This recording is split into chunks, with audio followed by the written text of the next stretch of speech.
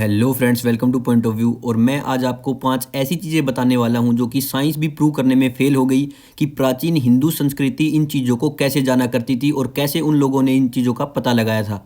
और कुछ चीज़ें जो हिंदू ग्रंथों में लिखी ही नहीं गई वो आज तक मिस्ट्री हैं, उनके बारे में कोई नहीं जान पाया। यहाँ तक कि बड़ी बड़ी science based institutions, ISRO, NASA, सब की सब फेल रही हैं।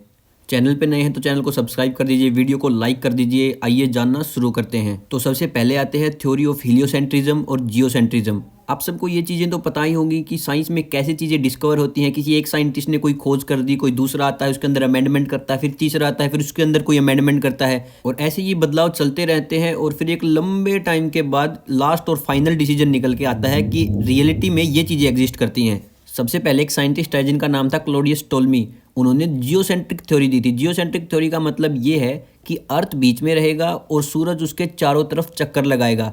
हालांकि रियलिटी में होता ये है कि सूरज बीच में होता है और अर्थ उसके चारों ओर चक्कर लगाता है। और ये बात बाद में निकोलस कोपरनिकस ने अपनी हीलियोसेंट्रिक थ्योरी के अंदर प्रूव करके दिखाई थी। उन्होंने टोल्मी को गलत प्रूव किया और बताया कि सन बीच में रहता है और अलग अलग प्लैनेट उसके बाहर के चक्कर लगाते हैं। और ये कोपरनिकस की हीलियोसेंट्रिक थ्योरी 1540 एडी में आई थी। लेकिन जब हम 540 एडी के आसपास जाते हैं तो हमको मिलते हैं आर्यभट्ट। उन्होंने अपनी एक किताब लिखी आर्यभट्टम, और आर्यभट्टम किताब के अंदर उन्होंने साफ साफ बताया है कि अर्थ कैसे अपने एक्सिस पे रोटेशन करती है और कैसे सन के बाहर को रोटेशन करती है। और हमारा दूसरा पॉइंट है डिस्टेंस बिटवीन अर्थ एंड सन। सूरज और पृथ्वी के बीच की दूरी आर्यभट्टम के अंदर साफ साफ लिखी हुई है। हालांकि साइंटिस्टों को ये पता लगाने में काफ़ी मेहनत करनी पड़ी और बहुत सारे अमेंडमेंट हुए, बहुत सारी थ्योरी आई। उन सब का कंक्लूजन करने के बाद उन्होंने ये बताया कि ये दूरी 148.47 मिलियन किलोमीटर की है। लेकिन आर्यभट्टम के अंदर ये साफ साफ लिखा हुआ है कि ये दूरी 148 मिलियन किलोमीटर की है। और जो हमारा तीसरा पॉइंट है वो है जगन्नाथ टेम्पल, जो कि प्राणनाथ जगन्नाथ का मंदिर है। उड़ीसा के अंदर ये स्थित एक मंदिर रहस्यों का भरा हुआ है। इसके अंदर दो बड़े बड़े रहस्य हैं।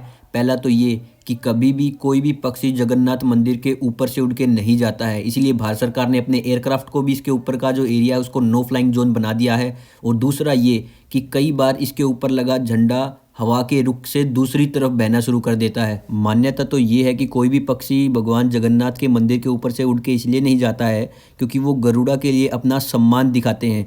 गरुड़ा किंग ऑफ बर्ड्स माने जाते हैं और गरुड़ा ही भगवान जगन्नाथ की सवारी हैं। ये सिर्फ मान्यता नहीं, एक अनप्रूव्ड ट्रुथ है। कोई भी साइंटिस्ट ये जान नहीं पाया कि कैसे एक पक्षी जो कि बेजुबां है वो क्या समझता है कि इस मंदिर के ऊपर से नहीं जा पाता या नहीं जाता। के झंडा उल्टे बहने के पीछे साइंटिस्टों ने तो ये बताया कि उसका कारण उसका आर्किटेक्चर है। उसकी बनावट ही ऐसी है कि हवा उसमें ऐसे घूम करके उस झंडे पर जाती है कि झंडा दूसरी तरफ बहना शुरू कर देता है। लेकिन लोगों का ये मानना है कि जब भगवान प्राणनाथ जगन्नाथ गुस्सा होते हैं तब ऐसा। हमारा फोर्थ पॉइंट है अर्थ की सरकमफ्रेंस। और हम सब ये तो जानते हैं कि पृथ्वी ओवल शेप है, और अगर ओवल शेप है तो उसकी कुछ ना कुछ सरकमफ्रेंस, कुछ ना कुछ रेडियस होना तो बनता है। अर्थ की सरकमफ्रेंस निकालने के लिए कई मीटिंग्स ऑर्गेनाइज की गई थी। उसके अंदर मैथमेटिशियंस और जियोग्राफर को इंक्लूड किया गया था। उसके बाद कई थ्योरियाँ आई और उन थ्योरियों का कंक्लूजन से ये पता लगा कि इसकी सरकमफ्रेंस लगभग 40,000 किलोमीटर है। लेकिन जब उन्होंने पलट के देखा तो उनको मिला कि आर्यभट्टम, जो कि आर्यभट्ट द्वारा लिखी गई एक किताब थी, उसके अंदर इसकी सरकमफ्रेंस पहले से दी गई है 39,968 किलोमीटर के अप्रोक्स। सिर्फ कुछ ही किलोमीटर का फ़र्क है और इतना तो मैथमेटिकल एरर भी हो सकता है। ऐसी ऐसी चीज़ें हिंदू ग्रंथों के अंदर भरी पड़ी हैं जिनके बारे में आज तक साइंटिस्ट नहीं जान पाए और ऐसा लगता भी नहीं है कि कभी जान पाएंगे।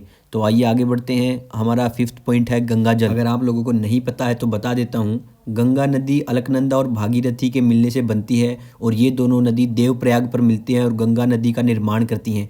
गंगा नदी तब तक पहाड़ों में बहती है लेकिन उसके बाद वो प्लेन्स में आ जाती है, हरिद्वार में आकर के। आगे भी आकर के गंगा नदी को बहुत सारी उसकी ट्रिब्यूटरीज जो है ज्वाइन करती हैं। यमुना हो गई, कोसी हो गई, सोन हो गई, टोन्स हो गई। ये सारी नदियाँ तो आकर के गंगा में मिलती है, लेकिन बाद में गंगा में से एक नदी निकल भी जाती है जिसका नाम है हुगली।